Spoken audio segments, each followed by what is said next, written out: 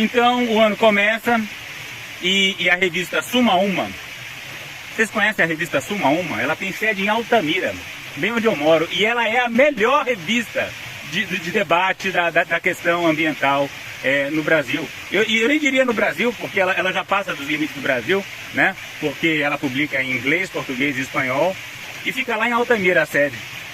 Que maravilha! E a revista Suma Uma fez uma excelente reportagem sobre a tragédia Yanomami, com fotos chocantes que geraram grande comoção nacional, né? Como se o Brasil tivesse acordado para o fato de que havia um genocídio em curso no nosso país. E o genocida é Bolsonaro, né? Então ele já chamou ele de genocida antes, em função da Covid, mas aí tem algumas tecnicalidades ali que não enquadram eventualmente nas definições formais de genocídio, mas ali no caso do Yanomami estava muito claro. E aí então aquela região recebeu a visita do presidente Lula, o ministro Silvio Almeida, junto com o ministro da Defesa, José Múcio. E, enfim, o Brasil ficou chocado. Mas o Brasil parece que foi ficando cada vez menos chocado, porque semanas depois, poucos meses depois, eu falava, e aí, as ações, e remover os garimpeiros. E muita gente defensora de índio, estava passando pano para o governo, falando, não, calma, as coisas vão acontecer, você está apressado demais, Rodolfo. E agora está chegando aqui, no final do ano, a terra indígena Yanomami sendo invadida novamente, ali perto da aldeia onde eu trabalho, na terra indígena Caiapó, eu não soube de nenhuma novidade significativa. Então, é a decepção de que eu vinha falando. Eu queria falar rapidamente, tentar resumir a situação da renovação da licença de Belo Monte. É um assunto central, porque Belo Monte, a autorização foi dada com um período de avaliação.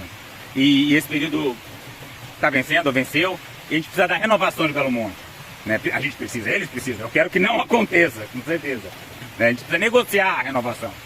E o grande X da questão é a quantidade de água que passa pela Volta Grande.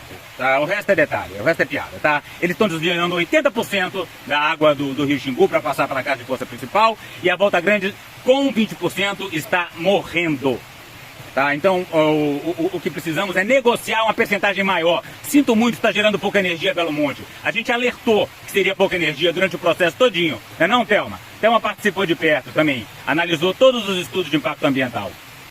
E ninguém mais especializado que o Rodolfo para falar sobre Belo Monte e a tentativa de alterar o regime de geração de energia e de entrada de água nas turbinas da hidrelétrica de Belo Monte.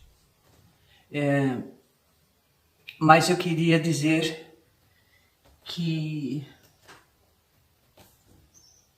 Belo Monte foi uma luta incrível. Nós trabalhamos muito contra Belo Monte, expusemos todas as características que inviabilizavam Belo Monte, que são só todas as características de uma obra de infraestrutura desse porte, naquele lugar tão especial do Rio Xingu, sem contar o Rio Xingu como um todo, das populações ribeirinhas, a Volta Grande do Xingu.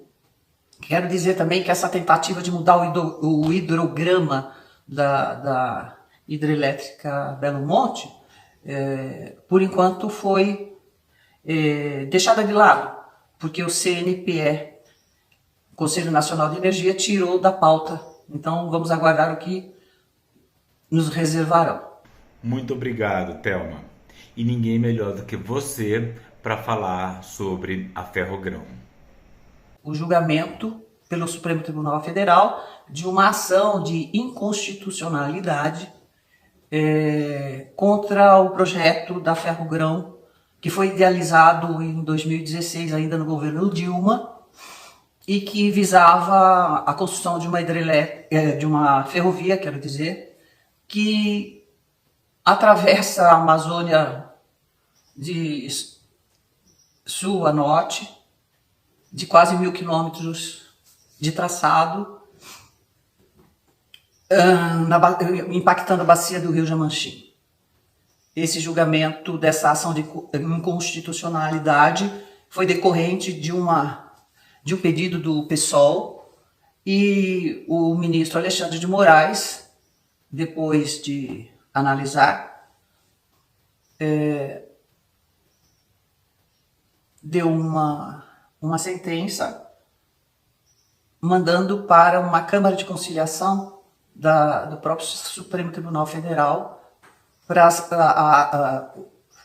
ser discutida entre as partes. Eles teriam 3 meses para fazer essa discussão, e depois de 3 meses o ministro Alexandre de Moraes tirou o liminar que impedia a continuação dos estudos da Ferrogrão, lembrando que os estudos tinham sido renovados em 2020, durante o governo Bolsonaro, e lembrando que as populações indígenas não tinham sido ainda consultadas, como exige a Convenção 69 da OIT. O Ministério Público Federal se envolveu nessa questão, enviando para o TCU uma representação, para o Ministério Público do TCU uma representação, e o Ministério Público do TCU achou e acatou o que o Ministério Público Federal apontava. Vamos entender um pouquinho sobre a Ferrogrão, porque ela foi uma questão crucial de luta, né, que nós temos, porque ela vai viabilizar todo um conjunto logístico na Amazônia.